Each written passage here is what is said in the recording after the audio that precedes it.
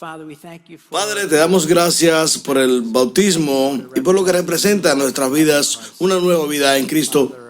Y Padre, pienso tantas veces, ¿qué sería de mi vida si no fuera por Jesús? ¿Qué sería de tu vida si no fuera por Jesús? ¿Dónde estarías ahora? ¿Cómo sería mi vida? Sería un tornado de destrucción.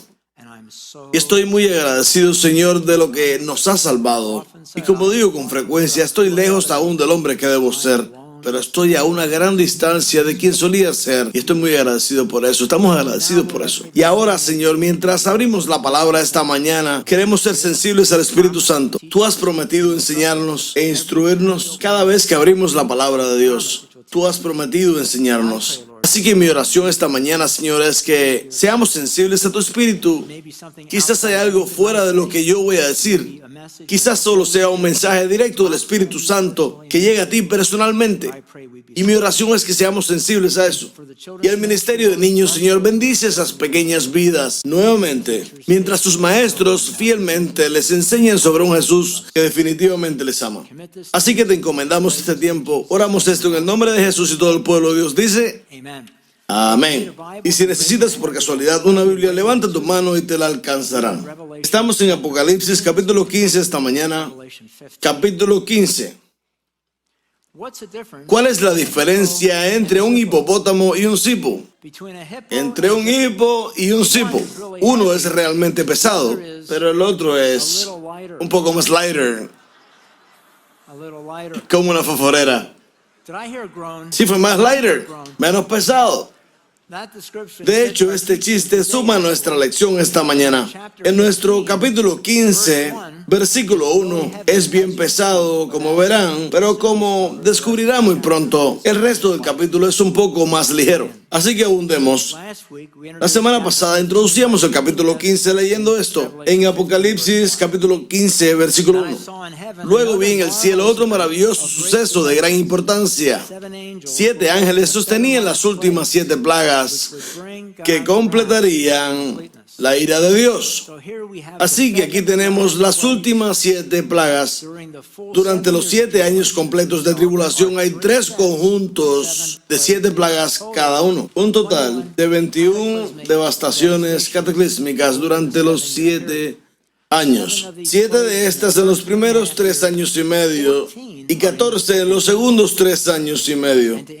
Y para introducir estos últimos 7 juicios, a Juan se le muestra esto en el versículo 2. Vi delante de mí algo que parecía un mar de cristal mezclado con fuego. Sobre este mar estaban de pie todos los que habían vencido a la bestia y a su estatua, y al número que representa su nombre. Todos tenían arpas que Dios les había dado, y entonaban el canto de Moisés, siervo de Dios, y el canto del Cordero. Grandes y maravillosas son tus obras, oh Señor, el Todopoderoso. Justos y verdaderos son tus caminos, oh Rey de las naciones. ¿Quién no te temerá, Señor, y glorificará tu nombre? Pues solo tú eres santo. Todas las naciones vendrán y adorarán delante de ti, porque tus obras de justicia han sido reveladas. Ahora vemos aquí un mar cristalino mezclado con fuego. Y en este mar se encuentra el trono celestial de Dios. Y esto lo veíamos en Apocalipsis capítulo 4, versículo 2, donde dice: y al instante yo estaba en el Espíritu, y vi un trono en el cielo, y alguien sentado en él. El que estaba sentado en el trono brillaba como piedras preciosas, como el jaspe y la cornalilla. Capítulo 14, aquí en el capítulo 15, esto cambia al fuego. Vamos a ver allí, perdonen que cambié muy rápido. Frente al trono había un mar brillante como el cristal. Y dice allí que en el centro y alrededor del trono había 4 criaturas, cubiertas con ojos por delante y por detrás. Y aquí podemos ver cómo el mar está mezclado con el fuego. El fuego habla del juicio divino de Dios. El fuego que procede de la santidad pura y cristalina de Dios. En el versículo 2 dice: y sobre este mar ardiente estaban todas las personas que habían sido victoriosas sobre la bestia y su estatua y el número que representaba su nombre. Fin de la cita. Estos son claramente aquellos que fueron asesinados por el anticristo. La bestia descrita para nosotros en el capítulo 13 Se nos hablará de su resurrección y de la recompensa de estos fieles en el capítulo 20. Recuerde que todos los creyentes ya han resucitado. Si usted es cristiano antes del tiempo del rapto, antes del comienzo de los 7 años, no pasará nada de esto. Por suerte, ya no estaremos aquí. Y parecería que estos santos de la tribulación tienen una posición privilegiada en el sentido de que solo a ellos se les ha dado estas arpas y el derecho de cantar la canción de Moisés. ¿Y cuál es la canción de Moisés? Específicamente está en la Biblia. Algunos dicen que refleja la canción que Moisés escribió inmediatamente después de que el ejército egipcio quedara ahogado y sepultado bajo el Mar Rojo, aunque algunos otros atribuyen esta canción a Deuteronomio 32, una canción escrita por Moisés, una canción que habló a la nación de Israel al final de su carrera.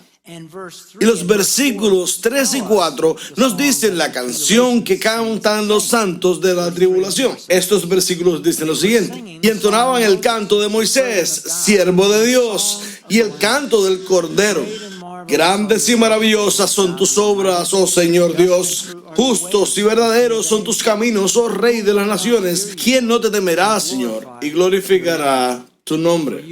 Pues solo tú eres santo. Esta es una canción que están entonando. Todas las naciones vendrán y adorarán delante de ti durante el reino de Cristo de 1000 años. Todas las naciones vendrán y adorarán delante de él, pues tus obras de justicia han sido reveladas. Y entonces Juan ve que el templo del cielo se abre de par en par. Versículo 5. Luego miré y vi que se abría por completo el templo que está en el cielo, el tabernáculo de Dios. Los 7 ángeles que sostenían las 7 plagas salieron del templo. Estaban vestidos de un lino blanco sin mancha y tenían una banda de oro que cruzaba el pecho. Entonces uno de los 4 seres le alcanzó a cada uno de los 7 ángeles una copa de oro llena de la ira de Dios, quien vive por siempre y para siempre. El templo se llenó del humo de la gloria y el poder de Dios. Nadie podía entrar en el templo hasta que los 7 ángeles terminaran de derramar las 7 plagas.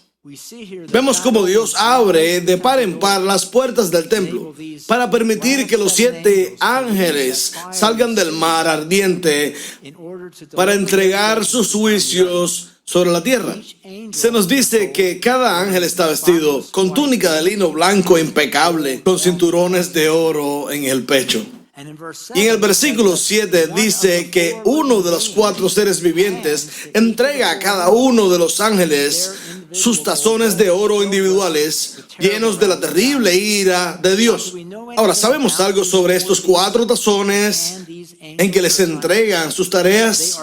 Probablemente son uno y el mismo encontrado en el mar cristalino en Apocalipsis capítulo 4. Veremos más detalles. Dice allí: delante del trono también había un mar de vidrio brillante, reluciente como el cristal. En el centro y alrededor del trono había 4 seres vivientes. Imagínese esto, cada uno cubierto de ojos, por delante y por detrás. El primero de estos seres vivientes era semejante a un león. El segundo era como un buey. El tercero tenía cara humana. Y el cuarto dice y que era como un águila en vuelo. Así que estos son los 4 seres vivientes, y cada uno de los seres vivientes tenía 6 alas, y las alas estaban totalmente cubiertas de ojos por dentro y por fuera. Día tras día, noche tras noche, repiten continuamente: Santo, Santo, Santo es el Señor Dios, el Todopoderoso, el que siempre fue, que es y que aún está por venir. Y el versículo 8 es una imagen poderosa. Imagínese esto. Dice que el templo se llenó del humo de la gloria y el poder de Dios. Nadie podía entrar en el templo hasta que los 7 ángeles terminaran de derramar las 7 plagas. Ahora, note la última línea. Dice: nadie podía entrar en el templo hasta que los 7 ángeles hubieran terminado de derramar las 7 últimas plagas. 7 ángeles, 7 plagas. Ahora nos hemos encontrado con el número 7 repetidamente en el Apocalipsis. 7 iglesias, 7 candelabros, 7 estrellas, 7 espíritus de Dios, 7 lámparas, 7 sellos, 7 cuernos, 7 ojos, 7 trompetas, 7 ángeles, 7 truenos, 7 cabezas, 7 cuernos, 7 plagas, 7 tazones de oro, aproximadamente 7 montañas, 7 reyes. Y escuchamos con frecuencia que en la Biblia el número 7 es el número de la perfección. Ahora eso está cerca de ser preciso, pero creo que sería más exacto decir que el número 7 es el número de lo completo. Como ejemplo, la razón por la que Dios descansó en el séptimo día después de la creación no es porque el séptimo fuera perfecto. Todo lo que Dios hizo fue perfecto. Todo lo que Dios hizo fue perfecto. Pero Dios descansó en el día 7 porque completó su semana de la creación. Llevó a término su obra. Y esto es significativo aquí, porque yo creo que Dios quiere que sepamos que estos 3 conjuntos de plagas, estos 21 juicios, representan el juicio completo y completado de Dios sobre la tierra. Y también es significativo que hay 3 conjuntos de 7 juicios completos, 7 sellos, 7 trompetas, 7 tazones, 3 conjuntos que representan el número 3. ¿Se acuerdan? Suficiente para señalar que sucedería una y otra vez, más que 3. Por ejemplo, Pablo oró 3 veces para que se quitara su aguijón, suficiente para probar que nunca se le quitaría ese aguijón. Jesús oró 3 veces, si es posible, quítame esta copa, suficiente para probar que no sucedería si oraba una 4ª vez. Pedro negó a Cristo 3 veces, lo suficiente para probar que lo hubiera negado una 4ª y 5ª vez. Jesús se apareció 3 veces a sus discípulos luego de la resurrección, suficiente para probar que podría seguir haciéndolo. Los discípulos se quedaron dormidos 3 veces en el jardín, suficiente para probar que lo hubieran hecho 4 y 5 veces. Pilato trató de liberar a Jesús 3 veces, suficiente para probar que él no lo podría liberar ni una 4ª o 5ª vez.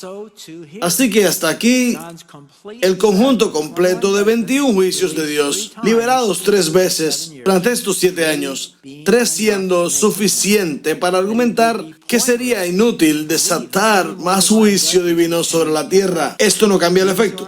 Estos son suficientes para demostrar que no se arrepentirían incluso si se enviaran más juicios. Y entonces en el capítulo 16, versículos 1 y 2, luego oí una voz potente que venía del templo y decía a los 7 ángeles, vayan y derramen sobre la tierra las 7 copas que contienen la ira de Dios.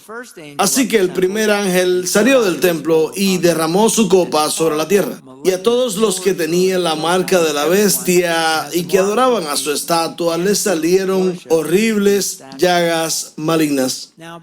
Ahora, antes de ver cada uno de estos juicios de tazón individualmente, pensé que este podría ser un buen lugar para mirar estos 7 conjuntos de juicios y en particular para responder a esta pregunta, al menos tratar de responderla. ¿Estos 21 juicios afectan a todas las personas que viven en la tierra durante los 7 años? ¿Incluidos aquellos que son salvos durante los 7 años, que están aún con vida y escondiéndose del anticristo? ¿O acaso Dios protege a estos cristianos recientes de estos 21 terrores cataclísmicos? Veamos el caso de Dios protegiendo a todas estas personas recientemente salvadas de experimentar cualquiera de estos. El primer caso para esto se encontraría en 1 de Tesalonicenses 5, donde Pablo, hablando del rapto, deja en claro el compromiso de Dios con dejar que cada cristiano escape de ese día de juicio final. Lo dice en 1 de Tesalonicenses capítulo 5, pues Dios no nos destinó a sufrir el castigo. El contexto es que Pablo dice esto inmediatamente después de hablar del rapto. Pues Dios no nos destinó a sufrir el castigo, sino a recibir la salvación por medio de nuestro Señor Jesucristo. Él no nos ha destinado a la ira. Y eso hace un buen caso de que Dios tampoco sometería a sus hijos a su ira aquí durante los 7 años, ya sea antes o después del rapto. Y en el capítulo 9, cuando esta multitud de langostas demoníacas son liberadas del abismo sin fondo y se les da su orden de marchar, en el verso 5 del capítulo 9. Dice así, se les ordenó que no las mataran, sino que las torturaran por 5 meses. Estas son las personas de la tierra. con dolor, como el de la picadura de un escorpión. Pero en el versículo 4 vemos que son órdenes de no herir a cierto grupo de cristianos. Apocalipsis 9, versículo 4 dice: se les ordenó que no dañaran la hierba, ni las plantas, ni los árboles, sino solamente a las personas que no tuvieran el sello de Dios en la frente. Ahora, ¿quiénes son estos con el sello de Dios en sus frentes? Fin de la cita. Bueno, si lo tomamos únicamente desde el principio de la vista del libro del Apocalipsis, se podría argumentar que son los 144,000 evangelistas judíos. Lo vemos en el Apocalipsis capítulo 14, versículo 1. Dice: luego vi al Cordero de pie sobre el monte de Sión, y con él había 144,000 que tenían el nombre del Cordero y el de su Padre escrito en la frente. Entonces, vemos aquí que estos en Apocalipsis, que tienen el nombre del Padre escrito en sus frentes, son 144,000, no 145,000 o 50 millones, sino 144,000. Y de hecho, por otra parte, en Efesios capítulo 4, Pablo nos dice que todos los creyentes están sellados para el día de la redención. Efesios 4, versículo 30. Dice: y no contristéis al Espíritu Santo de Dios, con el cual fuisteis sellados para el día de la redención. Así que creo que esto es suficiente evidencia para que aquellos que son salvos durante el rapto, quiero decir durante los 7 años, serán excluidas de las picaduras de langostas, lo que será un pensamiento reconfortante para muchos durante los 7 años, sabiendo a través de la Biblia que esto va a suceder. ¿Qué pasa con el otro lado? Con la posición de que los salvos durante la tribulación estarán sujetos a este tipo de juicios. Bueno, en primer lugar, sabemos que no puede ser categóricamente cierto que durante los 7 años, que los creyentes durante los 7 años no se verán afectados por ninguno de estos 21 juicios. Como ejemplo, el segundo juicio es la guerra y derramamiento de sangre. ¿Estarán los salvos durante estos 7 años exentos de los efectos de la guerra? ¿Exentos de los efectos del derramamiento de sangre? Lo mismo sucede con el tercer juicio, el hambre. ¿Estarán los cristianos cargados de comida, exceptos de morir de hambruna, mientras sus vecinos mueren de hambre? O la plaga número 4, la pestilencia y la muerte. ¿Serán exentos los cristianos de la pestilencia? Es posible.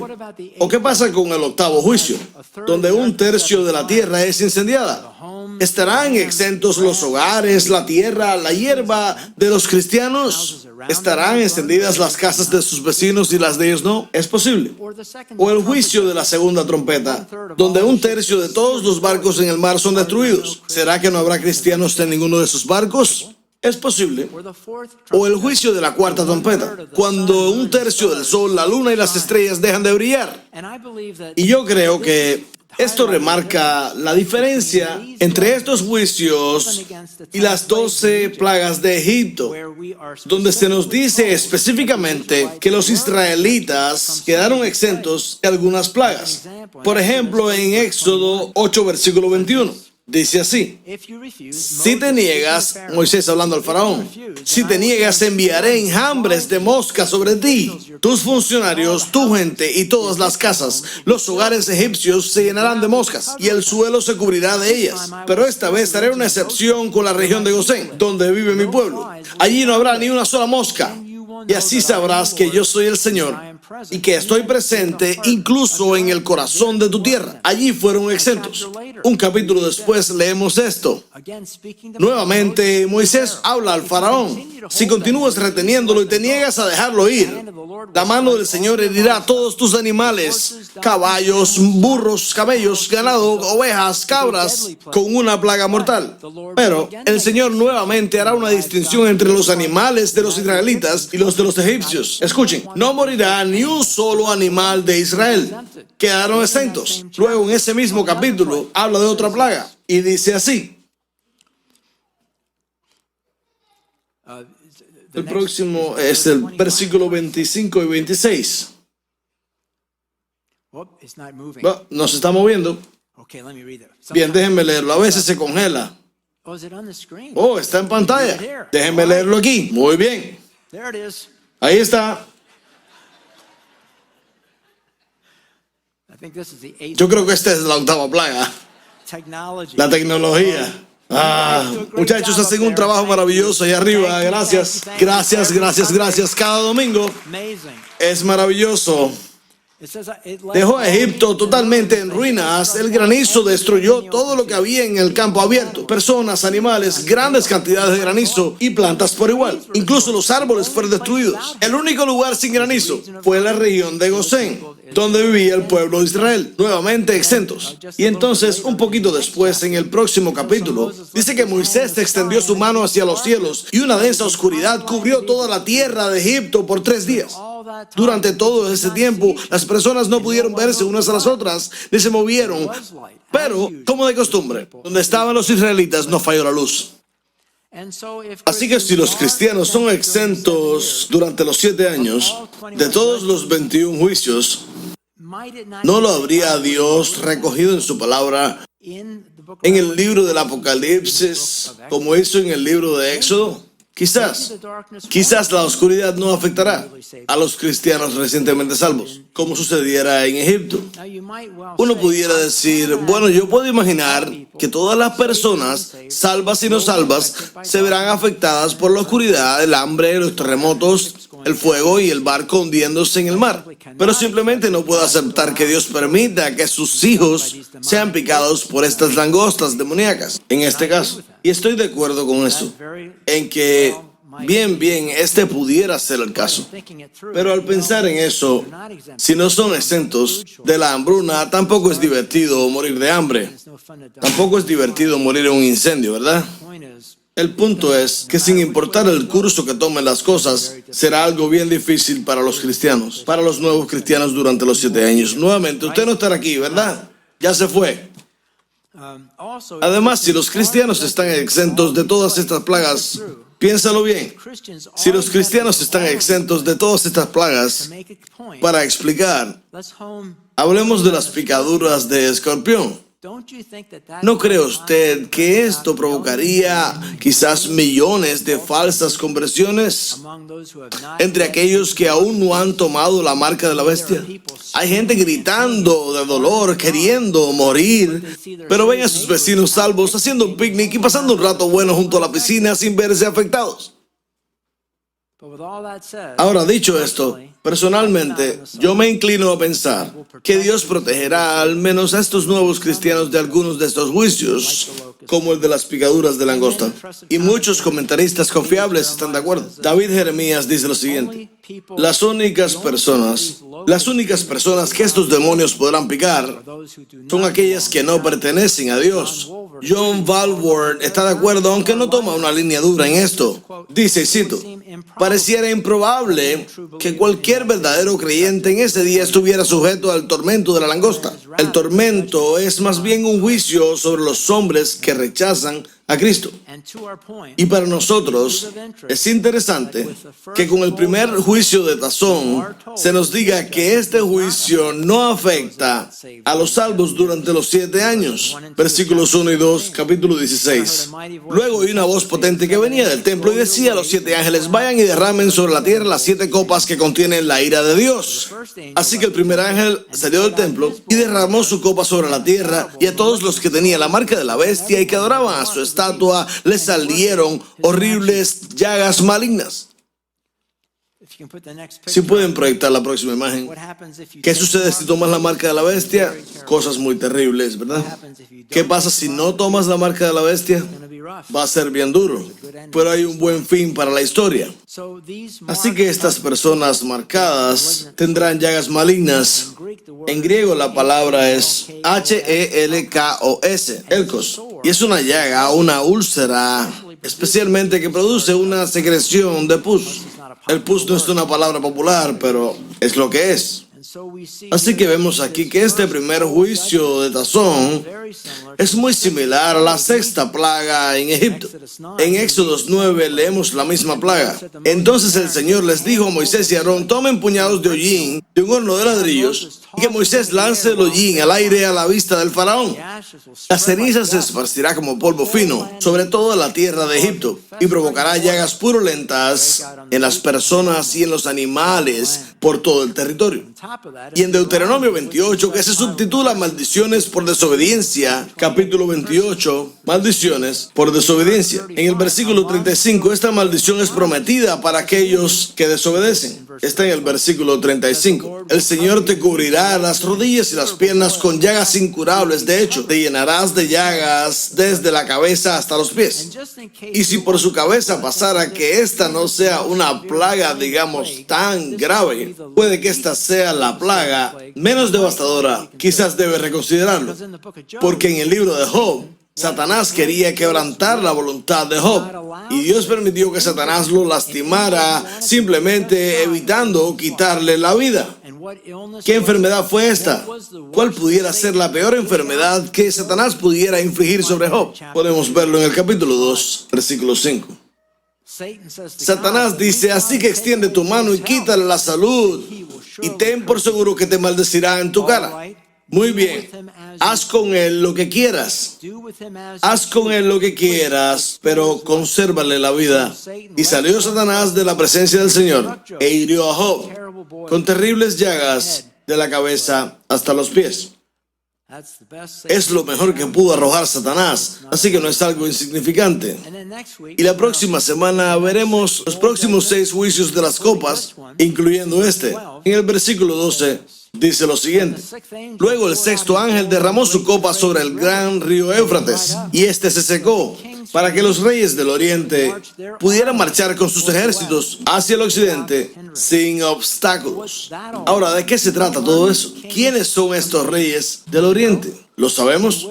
¿Y hacia dónde están marchando? ¿Y contra quién irán a la guerra? ¿Quieres saber? Solo tiene que volver la próxima semana. No se querrá perder la próxima semana. Entonces, ¿cómo se aplica la lección? La conclusión, muchachos, es que deberíamos ocuparnos de advertir a las personas que el día del Señor está a la mano. Pudiera estar a 100, a 200 o a 500 años, pudiera ser.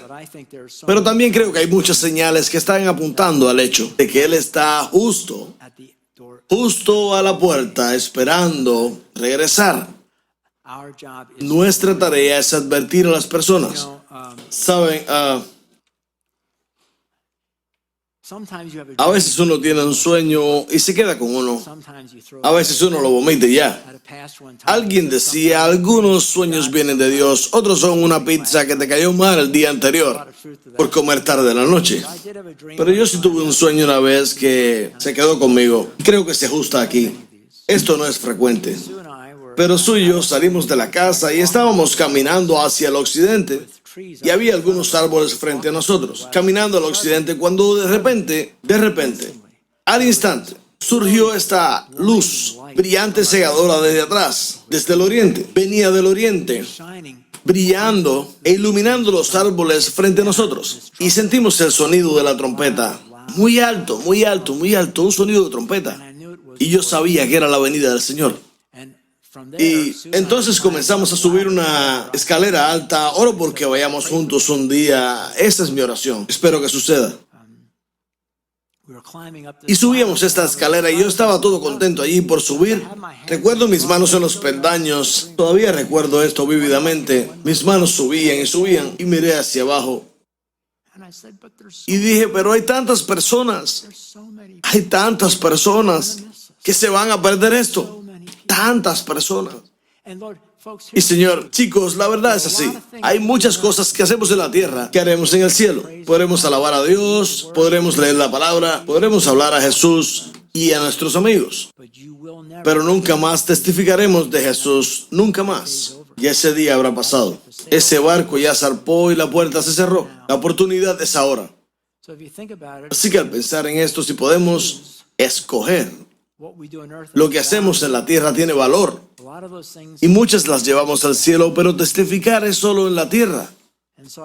Así que me animo y les animo de esta manera a que piensen en amigos que tenemos que no conocen a Jesús, miembros familiares que no conocen a Jesús, que no se detenga nuestra lengua y que Dios quite el miedo de lo que puedan pensar de nosotros, de que puedan reírse de nosotros en nuestro trabajo, o que nos vitoreen o nos digan esos locos de Jesús en el trabajo. Porque nuevamente, amigos, si ese ángel, si el grito del arcángel sucede y no tienes tus manos sujetando los peldaños, tú pensarás lo mismo. Pensarás lo mismo, yo también. ¿Qué será de él? ¿Qué será de ella? Terminemos en oración. Padre, te damos gracias por la verdad de tu palabra. Te damos gracias, Padre, por tu fidelidad para con nosotros, en la vida y en la muerte. Y, Señor, oro para que tú nos des el coraje, el denuedo, Señor, en toda situación para hablar de Jesús. Porque, Señor, cuando esa puerta se cierra, ya se ha ido. Ya se ha ido. Y yo realmente agradezco que no haya ningún dolor en el cielo, que no haya ninguna pena en el cielo. Pero, Señor, no puedo imaginar que no haya ningún nivel de lamento por no haberle hablado a esta o la otra persona. Padre, libera nuestra lengua.